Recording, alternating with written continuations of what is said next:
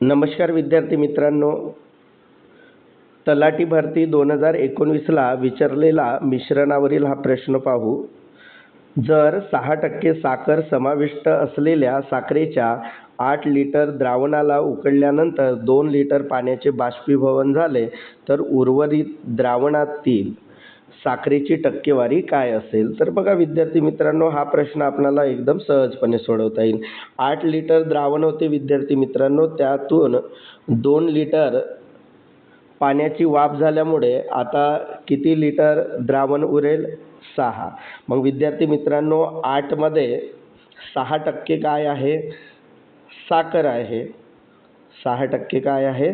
साखर. म्हणजे साईन आटा 48 आणि टक्के विद्यार्थी मित्रांनो भागाकारात म्हणजे 0.48. हे 8 लिटर द्रावणामध्ये काय होईल? साखरेचे प्रमाण. त्यानंतर आता पाण्याची वाफ झाल्यामुळे विद्यार्थी मित्रांनो पाणी कमी झाले पण साखरेचं प्रमाण तेवढंच राहील, म्हणून 0.48ला विद्यार्थी मित्रांनो 6ने भागू. आणि साखरेची टक्केवारी काढायची असल्यामुळे गुणिला किती? 100.